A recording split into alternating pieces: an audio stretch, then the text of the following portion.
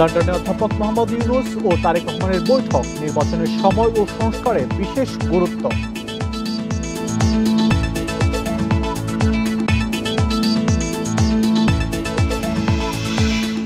গুম ও খুনের ৬৭% ঘটনার জন্য দায়ী পুলিশ, র্যাব ও সিটিটিসি। বেশি অভিযোগ র্যাবের বিরুদ্ধে।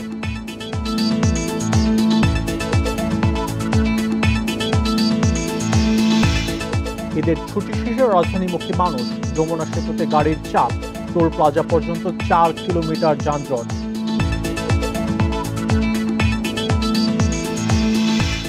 বান্দরবানের আলীকদমে নদী থেকে আরেক পর্যটকের মরদেহ উদ্ধার, দুদিনে মিলল ২ মরদেহ, এখনো নিখোঁজ একজন।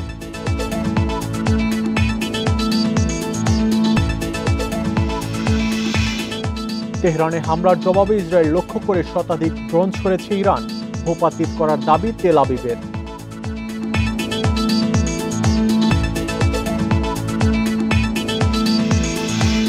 স্বাগত বিরতিহীন সংবাদ দুপুরে, আপনাদের সাথে আছি আমি মাহমুদ শরীফ। শুনছিলেন শিরোনাম, এবার বিস্তারিত। লন্ডনে বৈঠকে বসেছেন প্রধান উপদেষ্টা অধ্যাপক মোহাম্মদ ইউনূস ও বিএনপির ভারপ্রাপ্ত চেয়ারম্যান তারেক রহমান। এই বৈঠক বাংলাদেশের ভবিষ্যতের জন্য গুরুত্বপূর্ণ বলে মনে করছেন বিশেষজ্ঞরা। দেশের রাজনীতিতে নতুন আবহ তৈরি হতে পারে এই বৈঠকে। রাজনৈতিক বিশ্লেষকরা বলছেন, এই বৈঠকে প্রাধান্য পাবে নির্বাচনের সময়। এই বৈঠকে আলোচনার বিষয়ের মধ্যে থাকতে পারে জুলাই ঘোষণাপত্র সংস্কারের বিষয়গুলো। প্রধান উপদেষ্টার প্রেস সচিব শফিকুল আলম জানিয়েছেন, এই বৈঠক হতে পারে 1-to-1, তবে প্রধান উপদেষ্টা ও তারেক রহমান চাইলে বৈঠকে আরও কেউ থাকতে পারেন।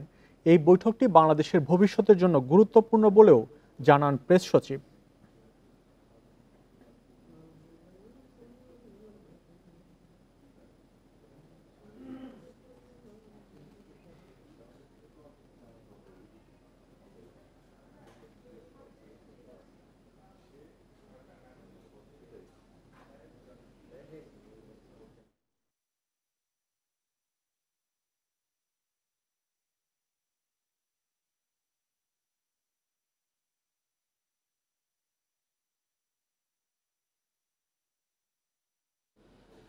প্রধান উপদেষ্টা অধ্যাপক মোহাম্মদ ইউনূস ও বিএনপির ভারপ্রাপ্ত চেয়ারম্যান তারেক রহমানের বৈঠক অনুষ্ঠিত হচ্ছে। এ নিয়ে বিস্তারিত জানবো। লন্ডন থেকে যুক্ত হচ্ছেন সহকর্মী হাসান রহমান।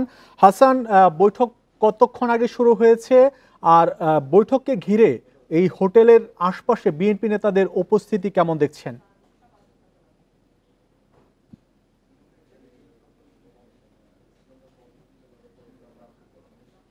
জি, আপনারা আমাকে দেখতে পাচ্ছেন, পিছে লোকে লোকারণ্য। বিএনপি শত শত নেতা কর্মী এর মধ্যে উপস্থিত হয়েছেন তাদের নেতাকে দেখার জন্য। আপনারা হয়তো ছবিতে দেখতে পেয়েছেন, যারা তারেক রহমান সাহেব এরই মধ্যে সভাস্থলে মানে হোটেলে প্রবেশ করেছেন। তার সাথে আপনারা দেখেছেন যারা মানে মিটিং এর মধ্যে উপস্থিত হয়েছেন। আর মিটিং এর এজেন্ডা মূলত বাংলাদেশের আগামী দিনের নির্বাচনকে বেশি প্রাধান্য দেওয়া হবে এবং নির্বাচনের তারিখ নির্ধারণকেই এরা গুরুত্ব দিচ্ছেন। নির্যাতনের তারিখটি আসলে কবে হবে এবং সংস্কার বিষয়ে কিছু আলোচনা হবে বলে তারা ধারণা করছে। দেশের আইন শৃঙ্খলা পরিস্থিতি নিয়ে আলোচনা করবেন বলে বিএনপি স্থানীয় নেতা কর্মীরা বলছেন। এবং তারেক রহমানের এই মিটিং ধারণা করা হচ্ছে 2 ঘন্টা ধরে এখানে চলবে। 2 ঘন্টা পরে তারা জানাবেন যে তাদের মিটিং এর আসলে আজকে কি কি সিদ্ধান্ত হয়েছে। এবং তারেক রহমানের সাথে বিএনপির বেশ কয়েকজন নেতা কর্মী এখানে উপস্থিত আছেন, তার অ্যাডভাইজাররা আছেন। আর আপনারা দেখেছেন যে ডক্টর মোহাম্মদ ইউনূসের যে প্রেস সচিব, যিনি শফিক সাহেব এখানে আছেন, বাংলাদেশ হাই কমিশনের যে প্রেস মিনিস্টার জনাব আকবর, তিনিও এখানে এসেছেন। এবং শত শত নেতা কর্মী এখন বাইরে অপেক্ষা করছেন তাদের এই সিদ্ধান্ত জানার জন্য। একই সাথে আমি বলতে চাই যে আমি এই মুহূর্তে মনে হচ্ছে যে পুরো বাংলাদেশ আসলে অপেক্ষা করছে আজকের এই মিটিং এর আউটকাম জানার জন্য। এবং বাংলাদেশের আপামর জনসাধারণ তাকিয়ে আছে এখন লন্ডনের দিকে। যুক্তরাজ্যের যে অবস্থানরত বাঙালি কমিউনিটি, তারাও তাকিয়ে আছেন আজকের মিটিং এর দিকে। তো আশা করা যাচ্ছে যে একটা ভালো কিছু হবে এবং সমগ্র জাতির প্রত্যাশা পূরণ হবে আজকের এই মিটিং থেকে। এই মিটিং 2 ঘন্টা যাবত চলবে। 2 ঘন্টা পরে আমরা আসলে জানতে পারবো যে তারা কি কি আলোচনা করেছেন বা কি হবে ভবিষ্যৎ। আজকের এই বৈঠক, তারেক রহমানের সাথে ডক্টর ইউনূসের এই বৈঠক ঘিরে অনেক প্রত্যাশা সবার। আসলে এই প্রত্যাশা পূরণের ক্ষেত্রে এখানে লন্ডনে যারা বিএনপি নেতা আছেন তাদের কি সাথে আপনার কথা হয়েছে কিনা, যে তারা কি কি ধারণা করছেন, কি কি বিষয় আলোচনা হতে পারে, বা এই বৈঠকে সবার যে প্রত্যাশা সেই প্রত্যাশা পূরণ হবে কিনা?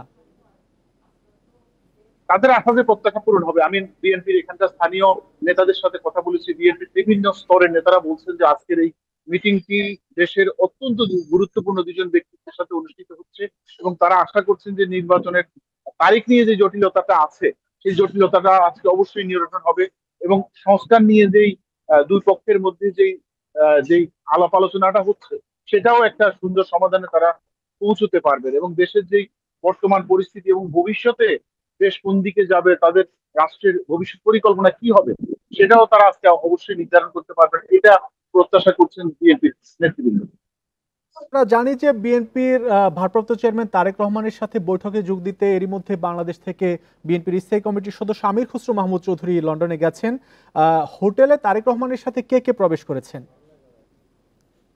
আমরা হোটেলে দেখেছি যে তার সহযোগী আছেন, হুমায়ুন কবির ছিলেন, এখানে আমির খসরু মাহমুদ আছেন, এবং তার সহযোগী যে যারা ছিলেন তারা অনেকেই আগেই হোটেলে ছিলেন। উনি যে সবাইকে নিয়ে আসেননি, অনেকেই আগেই ভিতরে অবস্থান করছিলেন, যে কারণে আমরা সবাইকে দেখতে পাইনি। তবে আশা করা যাচ্ছে যে বিএনপির যেই স্থায়ী কমিটির যেই সদস্যদের মধ্যে আমির খসরু মাহমুদ চৌধুরী তো অবশ্যই আছেন, এবং এখানেও যুক্তরাজ্য বিএনপির পক্ষ থেকে বেশ কিছু অ্যাডভাইজার তারেক রহমান সাহেবের আছেন, তারাও তারেক রহমান সাহেবের সাথে আছেন। কারণ বিএনপির ভারপ্রাপ্ত চেয়ারম্যান তারেক রহমান দীর্ঘদিন লন্ডনে অবস্থান করছেন, তার দেশে ফেরার একটি আলোচনা বা কবে দেশে ফিরতে পারেন এ নিয়ে আলোচনা হতে পারে আজকের বৈঠকে। এ নিয়ে লন্ডন বিএনপির নেতাদের কোনো বক্তব্য আপনি জানতে পেরেছেন কিনা, বা তার দেশে ফেরার বিষয়ে আজকে কোনো আলোচনা হতে পারে কিনা?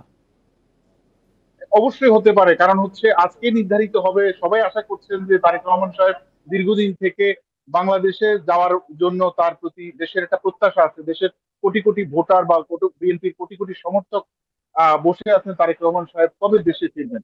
কিন্তু বিভিন্ন রকমের টানাপোড়েনের কারণে, বিভিন্ন অনিশ্চয়তার কারণে হয়তোবা তিনি দেশে ফিরছেন না। তো আশা করছেন যে আজকের এই বৈঠকের পর তার দেশে ফেরার পথটা সুগম হবে, এবং তার নিরাপত্তার বিষয়টিও নিশ্চিত করা হবে, এবং আশা করা যাচ্ছে যে আজকের বৈঠকের পর ইনি খুব দ্রুত সময়েই উনি হয়তো দেশে ফিরে যাবেন। সম্প্রতি বিএনপির স্থায়ী কমিটির সদস্য গয়েশ্বরচন্দ্র রায়ের একটি বক্তব্য দেখেছিলাম, সেখানে তিনি বলেছিলেন তারেক রহমান কেন দেশে ফিরছেন না এটি প্রধান উপদেষ্টা ভালোভাবে জানে। যেহেতু আজকে প্রধান উপদেষ্টার সাথে বৈঠক তারেক রহমানের, আমরা আশা করছি হয়তো এর একটি সমাধান চলে আসবে। হাসান, আরেকটি বিষয় জানাবেন, আজকের এই বৈঠক ঘিরে লন্ডন বিএনপির যারা নেতাকর্মী আছেন তাদের মধ্যে উৎসাহ উদ্দীপনা কেমন দেখছেন? আমি আপনাদেরকে আগেই দেখিয়েছিলাম যে শত শত নেতাকর্মী সকাল 7টা থেকে, অনেকে 6টা থেকে এখানে এসে উপস্থিত হয়েছেন। যদিও এখানে পুলিশের পক্ষ থেকে বা নিরাপত্তাজনিত কারণে অনেক মানুষকে জড়ো হওয়ার সুযোগ দেওয়া হচ্ছে না, এবং তাদেরকে স্ট্রিক্টলি বলে দেওয়া হয়েছে, কারণ এখানে একটু রেসিডেন্সিয়াল এরিয়া, অনেক বড় বড় হোটেল এখানে আছে, বিভিন্ন দেশের গেস্টরা অবস্থান করছেন, যেন এখানে কোনো ধরনের হট্টগোল না হয়, মিছিল বা মিটিং স্লোগান যেন তারা না দেয়। তো এই শত শত নেতাকর্মীর মধ্যে আসলে আমরা দেখতে পাচ্ছি তারা আহ চুপচাপ ভাবেই দাঁড়িয়ে তাদের নেতাকে অভিনন্দন জানিয়েছেন। তারা অপেক্ষা করছেন, শত শত নেতাকর্মী অনেক উৎসাহ উদ্দীপনা নিয়ে বাহিরে অপেক্ষা করছেন। তবে নিরাপত্তার কারণে কেউই নড়াচড়া করছেন না বা কোনো মিছিল মিটিং এখানে করছেন না। হাসান, আপনি সংবাদ সংগ্রহ করতে থাকুন, আবারও আপনার সাথে আমরা যোগাযোগ করব। লন্ডনে বিএনপির ভারপ্রাপ্ত চেয়ারম্যান তারেক রহমানের সাথে ডক্টর ইউনূসের বৈঠক চলছে, সেখান থেকে বিস্তারিত জানাচ্ছিলেন সহকর্মী হাসান রহমান। আমরা এ নিয়ে আলোচনা আরো করব। আলোচনা করতে আমাদের সাথে এই মুহূর্তে যুক্ত আছেন জাহাঙ্গীরনগর বিশ্ববিদ্যালয়ের সরকার ও রাজনীতি বিভাগের অধ্যাপক দিলারা চৌধুরী। অধ্যাপক দিলারা চৌধুরী, আপনাকে স্বাগত। আমরা যে বিষয়টি শুরুতেই জানতে যাচ্ছি, আজকের এই যে বৈঠক তারেক রহমানের সাথে ডক্টর ইউনূসের বৈঠক, এই বৈঠক নিয়ে দেশের মানুষের অনেক প্রত্যাশা, রাজনৈতিক দলগুলোর অনেক প্রত্যাশা, সেই প্রত্যাশা কতটুকু পূরণ হতে পারে আপনার কাছে কি মনে হচ্ছে?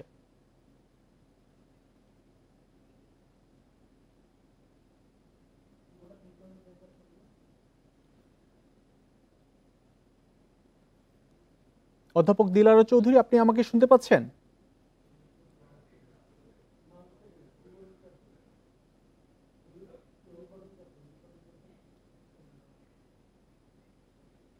অধ্যাপক দিলারা চৌধুরী, আপনি কি আমাকে শুনতে পাচ্ছেন?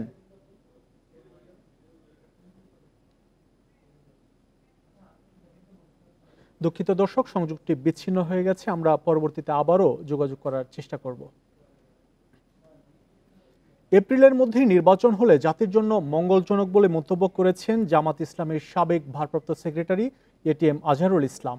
শুক্রবার সকালে রংপুর মহানগরীর শাপলা চত্বরে এসব কথা বলেন নির্বাচন যেন অবাধ, সুষ্ঠু ও নিরপেক্ষ হয়। আরও বলেন, এই বিপ্লব স্থায়ী করতে হলে সংস্কারের প্রয়োজন, এজন্য সব দলই রাজি। এ কারণে যৌক্তিক সময়ের মধ্যেই এই নির্বাচন ফেব্রুয়ারি ও এপ্রিলের মধ্যেও হতে পারে।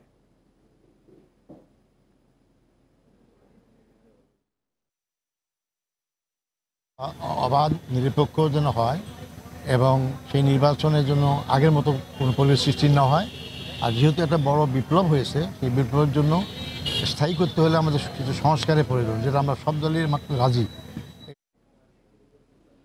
পটুয়াখালীতে গণ অধিকার পরিষদ ও বিএনপি কর্মী সমর্থকদের মধ্যে সংঘর্ষের ঘটনায় গলাচিপা ও আশপাশের এলাকায় ১৪৪ ধারা জারি করেছে উপজেলা নির্বাহী কর্মকর্তা। আজ সকাল ৮টা থেকে ১৫ জুন সকাল ৮টা পর্যন্ত সভা সমাবেশ বিক্ষোভ মিছিল বন্ধ থাকবে।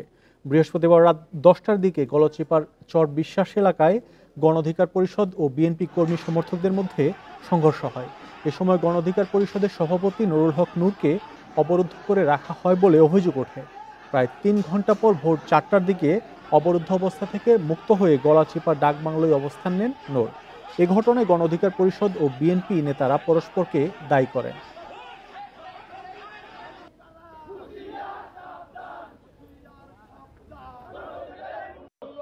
তো কেউ বাসায় ফিরতে পারে নাই। আমরা এই বকুলবাড়িয়ার যে পাতাবুনিয়া গ্রাম, সেখানে আমরা একটি স্মরণ সভায় গিয়ে আপনারা দেখেছেন যে কি পরিস্থিতির আমরা সম্মুখীন হয়েছিলাম। আমরা আগেই জানিয়েছিলাম লন্ডনে বিএনপির ভারপ্রাপ্ত চেয়ারম্যান তারেক রহমানের সাথে ডক্টর ইউনূসের বৈঠক চলছে। এই বৈঠক নিয়ে আমাদের সাথে আলোচনা করতে যুক্ত হয়েছেন জাহাঙ্গীরনগর বিশ্ববিদ্যালয়ের সরকার ও রাজনীতি বিভাগের অধ্যাপক দিলারা চৌধুরী। অধ্যাপক দিলারা চৌধুরী, আপনাকে স্বাগত।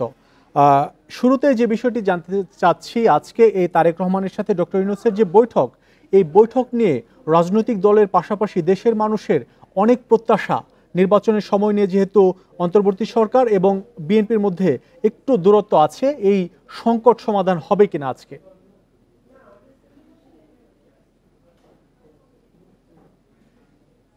ধন্যবাদ। এবং আপনি ঠিকই বলেছেন, রাজনৈতিক দল শুধু নয়, আমাদের দেশের লোকজন সবাই আশা করছে যে যেহেতু এই বৈঠকটা একদম সর্বোচ্চ পর্যায়ে হচ্ছে, মানে একেবারে সামিট লেভেলে, এখানে বিএনপির মতো বৃহৎ রাজনৈতিক দলের সঙ্গে অন্তর্বর্তী সরকারের সঙ্গে যে দূরত্ব সৃষ্টি হয়েছিল কয়েকটা ইস্যুতে, ওসব ব্যাপারে আলাপ আলোচনা করে একটা সমঝোতার ভিত্তিতে কিছু একটা ফলাফল আমরা আশা করছি আর কি, যাতে রাজনীতিতে যে একটা অনিশ্চয়তা দেখা দিয়েছে এবং একটা গুমট পরিবেশ তৈরি হয়েছে, সেটা কেটে যাবে বলে আশা করা হচ্ছে আর কি। চৌধুরী, আজকের যে বৈঠক তারেক রহমানের সাথে ডক্টর ইউনূসের, এই বৈঠকে বাংলাদেশের রাজনীতিতে কি ধরনের প্রভাব পড়তে পারে?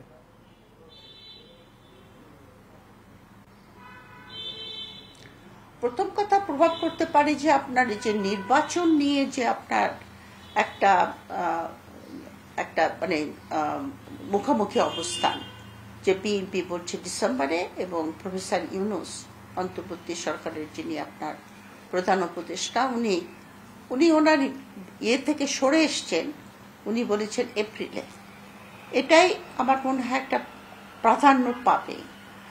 তবে একটা জিনিস হলো কি, এই জিনিসটা রিজলভ করতে হলে প্রফেসর ইউনূসের যে পয়েন্টটা, যে উনি একটা ভালো নির্বাচন দেবেন এবং সেই নির্বাচন করার জন্য সংস্কারের প্রয়োজন আছে, সেই সংস্কারগুলি এবং আপনার বিচার, যে দুটা আপনার জুলাই অভ্যুত্থানের যে ফসল, সেই ফসলটা ঘরে তোলার জন্য প্রয়োজন, সেই জন্য উনি আপনার জুন থেকে সরে এসে এপ্রিলে এটা দিয়েছেন। এই দুটা জিনিসও আমার মনে হয় আলাপ হবে।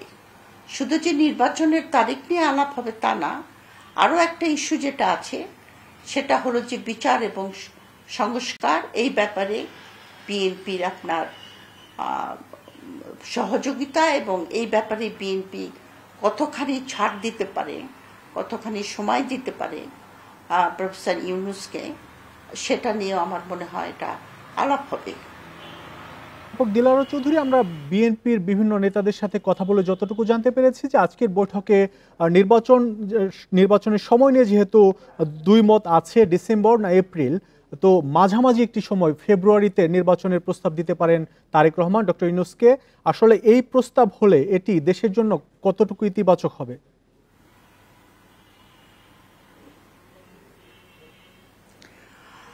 এখন ওই যে যেটা আপনার এপ্রিল মাসে দিয়েছেন প্রস্তাব প্রফেসর ইউনূস, সেটাই মহাসচিব মির্জা ফখরুল ইসলাম কতগুলি যুক্তি দেখিয়েছেন যে আপনার রোজা থাকবে, সে সময় ক্যাম্পেইন করা যাবে না, এটা ব্যয়বহুল হবে।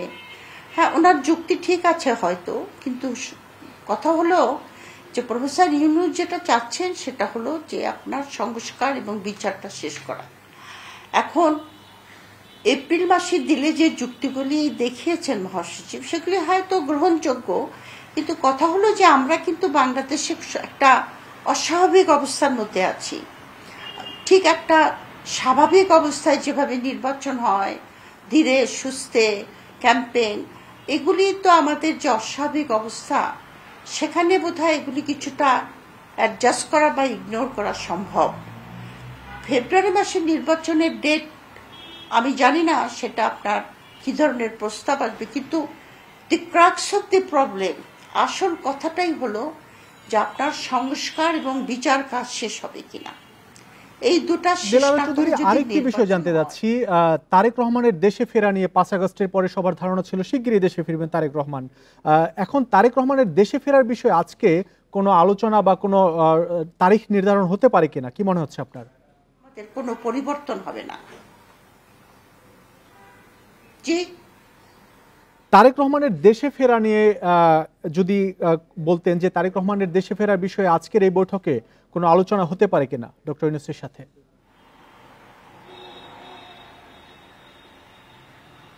সরি, আমি ঠিক বুঝতে পারলাম না। তারেক রহমান দীর্ঘদিন যাবৎ লন্ডনে অবস্থান করছেন। 5 আগস্টের পরে অনেকের ধারণা ছিল শিগগিরই তারেক রহমান দেশে ফিরছেন। তো এখন পর্যন্ত যেহেতু ফেরেননি, আজকে ডক্টর ইউনূস তার সাথে বৈঠক করছেন, এই বৈঠকে তারেক রহমানের দেশে ফেরার বিষয়ে কোনো দিক নির্দেশনা আসতে পারে কিনা?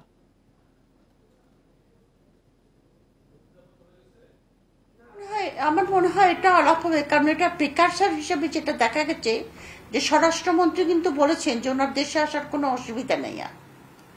তো এটা একটা সিগন্যাল যে এখন দেশে আসলে তার কোনো অসুবিধা নাই। তো এটা আলোচনা হতে পারে, এবং তারেক রহমান যদি দেশে ফিরে আসেন তাহলে আমার মনে হয় উনি যখন একদম গ্রাউন্ড রিয়েলিটিজের সঙ্গে থাকবেন, তখন আপনার সরকারের সঙ্গে সহযোগিতা, সমঝোতা এসব ব্যাপারে অনেক সহজ হয়ে যাবে আর কি। দিলারা চৌধুরী, আমাদের সাথে যুক্ত হওয়ার জন্য আপনাকে অনেক ধন্যবাদ। লন্ডনে বৈঠক চলছে বিএনপির ভারপ্রাপ্ত চেয়ারম্যানের সাথে ডক্টর ইউনূসের, সেই বৈঠক নিয়ে আলোচনা করতে আমাদের সাথে যুক্ত ছিলেন রাজনৈতিক বিশ্লেষক অধ্যাপক দিলারা চৌধুরী। গুম করে নির্যাতন ও হত্যার ৬৭% বেশির ঘটনার জন্য দায়ী পুলিশ, র্যাব, ডিবি ও সিসিটিসি। সবচেয়ে বেশি অভিযোগ র্যাবের বিরুদ্ধে, প্রায় ১৫০০ অভিযোগ যাচাই বাছাই শেষে এ পরিসংখ্যান দিয়েছে গুম সংক্রান্ত কমিশন। এ পর্যন্ত যাচাই করা ঘটনাগুলো ঘটেছে ৩৬ জেলায়। গুম সংক্রান্ত কমিশনের দ্বিতীয় অন্তর্বর্তী প্রতিবেদনে উঠে এসেছে এসব তথ্য। যখন শক দেয়া হলো পুরো শরীরটা ফুটবলের মতো গোল হয়ে গেল, এরকম ৮ থেকে ১০ বার আমাকে শক দেয়া হয়েছে। এই কথাগুলো আয়নাঘরের নির্যাতনের শিকার ভুক্তভোগীর। শুধু একজনই না, এমন অনেকের নির্যাতনের চিত্র উঠে এসেছে গুম সংক্রান্ত তদন্ত কমিশনের দ্বিতীয় প্রতিবেদনে।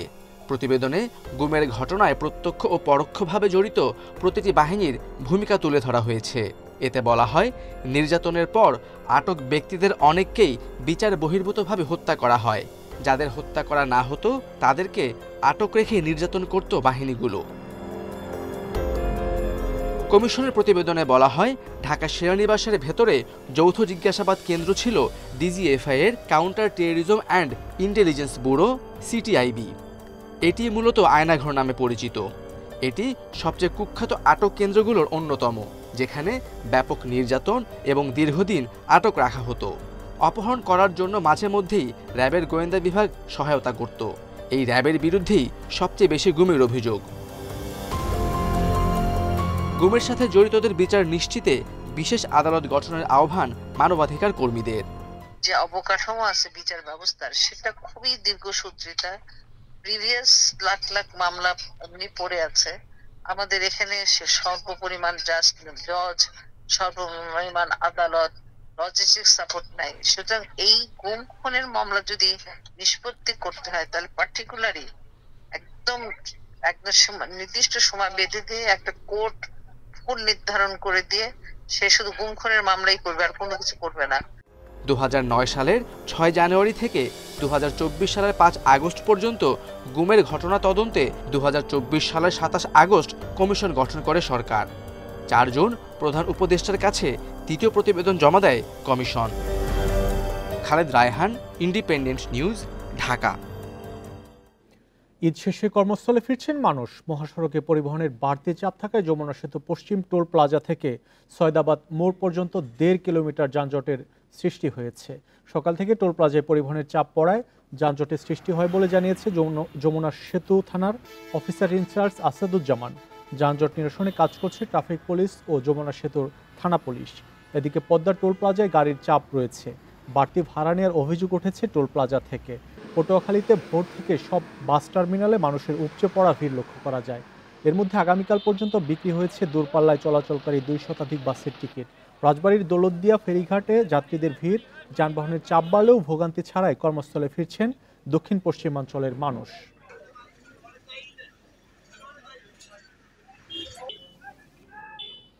ঈদ শেষে কর্মস্থলে ফিরছেন মানুষ। মহাসড়কে পরিবহনের বাড়তি চাপ থাকার কারণে যমুনা সেতুর পশ্চিম টোল প্লাজা থেকে সয়দাবাদ মোড় পর্যন্ত 4 কিলোমিটার দীর্ঘ যানজটের সৃষ্টি হয়েছে। এ নিয়ে আরও জানবো, যুক্ত হচ্ছেন সহকর্মী দিলীপ কুমার গৌড়।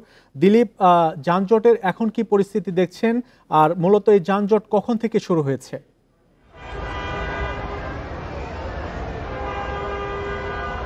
আপনারা জানেন যে ঈদ শেষে প্রিয়জনদের সাথে, ঈদ শেষে স্বজনদের সাথে ঈদ শেষে কর্মস্থলে ফিরছে মানুষ। শুক্রবার আজকে ভোর থেকে কিন্তু আমরা দেখেছি যে যমুনা সেতুর পশ্চিম সংযোগ সড়কের যে টোল প্লাজা আছে, সেই টোল প্লাজা থেকে কিন্তু যানজটের সৃষ্টি হয়েছে। মূলত সকাল থেকে সয়দাবাদ মোড় পর্যন্ত 4 কিলোমিটার যানজট ছিল। এখন কিন্তু সেই যানজট কমে গেছে। এখন যানজট প্রায় 1.5 কিলোমিটার আছে। সেতুর পশ্চিম গোল চত্বর থেকে 1.5 কিলোমিটার এই যানজটের সৃষ্টি হয়েছে। আসলে মূলত উত্তরবঙ্গ এবং দক্ষিণবঙ্গের 22 জেলার পরিবহন চলাচল করে যমুনা সেতুর পশ্চিম সংযোগ সড়ক দিয়ে, এবং ঈদে কিন্তু এখানে পরিবহনের চাপ দ্বিগুণ থাকে। যে কারণে কিন্তু আজকে শুক্রবার, যে রবিবার থেকে মানুষের যে যাদের ছুটি ছিল, অফিস শুরু হবে, তারা কিন্তু আজকে শুক্রবারে আসলে যাত্রা শুরু করেছে। যে কারণে আমরা দেখি যে অতিরিক্ত যানবাহনের চাপের কারণে 4 লেন হওয়া সত্ত্বেও আসলে যমুনা সেতুর যে টোল প্লাজা আছে, সেই টোল প্লাজাতে এই সফটওয়্যারের মাধ্যমে অর্থ সংগ্রহ করতে সময় বেশি লাগছে। যে কারণে কিন্তু আসলে যানজটের সৃষ্টি হয়েছিল। তবে বেলা বাড়ার সাথে সাথে কিন্তু আমরা দেখেছি যে যানজটটা কিছুটা কমেছে এবং 1.5 কিলোমিটার এলাকা জুড়ে এখনো কিন্তু যানজট রয়েছে। তবে যদি আসলে ম্যানুয়াল পদ্ধতিতে টোল প্লাজার থেকে গাড়িতে টোল নেওয়া হতো, তাহলে কিন্তু এটি সময় কম লাগতো এবং এই যানজটের সৃষ্টি হতো না।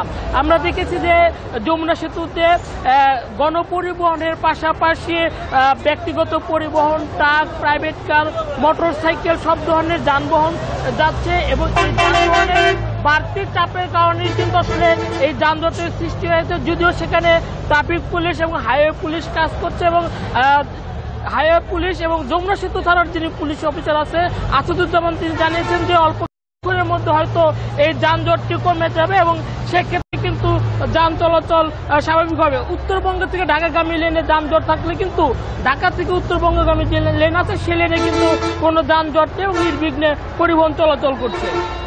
ঈদের ছুটি কাটিয়ে ঢাকায় ফিরছেন মানুষ, এর জন্য যমুনা সেতু এলাকায় যানজটের সৃষ্টি হয়েছে, সেই খবর জানাচ্ছিলেন সহকর্মী দিলীপ কুমার গৌড়। ঢাকা ফেরার আরো খবর জানবো। কমলাপুর রেল স্টেশন থেকে যোগ দিচ্ছেন সহকর্মী তানভীর আহমেদ। তানভীর, রেল স্টেশনে কি পরিস্থিতি দেখছেন? কমলাপুরে যারা আসছেন, ঢাকায় আসছেন, তাদের কোনো অভিযোগ আছে কিনা ভোগান্তির?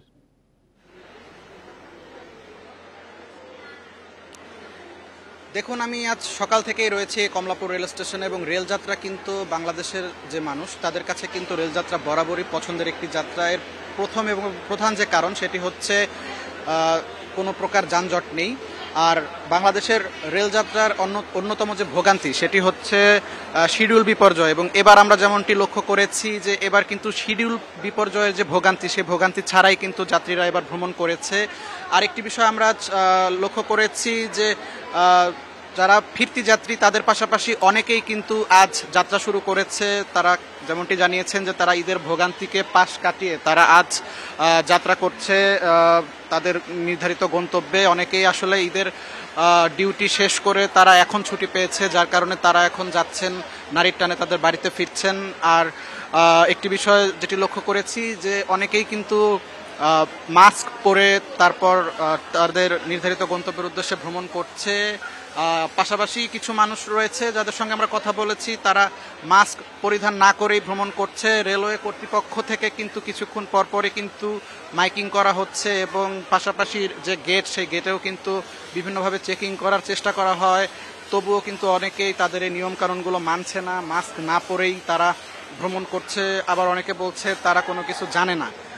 তো এই বিষয়ে আসলে যদি আইন শৃঙ্খলা রক্ষাকারী বাহিনী আরও কিছুটা কঠোর হয় সেক্ষেত্রে কিন্তু যাত্রীরা যদি নিয়মকানুন মেনে তারপর ভ্রমণ করে সেক্ষেত্রে কিন্তু অনেক ঝুঁকি কিন্তু তারা এড়িয়ে যেতে পারে। আর আজ যে কয়টি ট্রেন এসেছে কোনো ট্রেনই কিন্তু শিডিউল বিপর্যয়ের ঝামেলায় পড়েনি। যে ট্রেনগুলো সকাল 7টা 8টা 9টার মধ্যে কিন্তু ট্রেনগুলো চলে এসেছে। আর এখন যে যাত্রীরা রয়েছে তারা এখানে যাদেরকে আপনারা দেখতে পাচ্ছেন তারা সবাই কিন্তু তাদের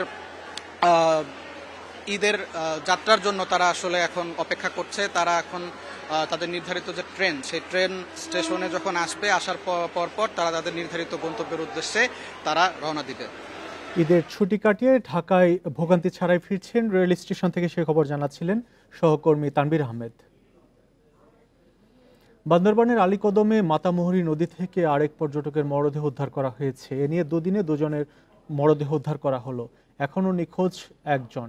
পুলিশ জানায় সকাল 10:30টার দিকে আলীকদমের তৈনখাল নৌঘাট এলাকায় স্থানীয়রা একটি মরদেহ ভেসে আসতে দেখে। পরে পুলিশ মরদেহটি উদ্ধার করে থানায় নিয়ে যায়। নিহত পর্যটকের নাম স্মৃতি। এর আগে গতকাল শেখ জুবাইরুল ইসলামের মরদেহ মাতামুহুরী নদী থেকে উদ্ধার করা হয়। ট্যুর এক্সপার্ট নামের একটি ভ্রমণ গ্রুপের 33 সদস্যের একটি দল গত বুধবার আলীকদমে পৌঁছায়। দলটি দুভাগে বিভক্ত হয়ে ভ্রমণে অংশ নেয়। এর মধ্যে ট্রেকিং করে বাকিরা ফিরে এলেও নিখোঁজ ছিলেন 3 জন। এখনও নিখোঁজ আরেক পর্যটক হাসান চৌধুরীর সন্ধানে অভিযান চালাচ্ছে পুলিশ। এই ছিল বিরতিহীন সংবাদ দুপুরে। ইন্ডিপেন্ডেন্ট টেলিভিশনের সব খবর বিস্তারিত জানতে চোখ রাখুন ইউটিউব, ফেসবুক এবং এক্সে। এতক্ষণ সাথে থাকার জন্য ধন্যবাদ সবাইকে।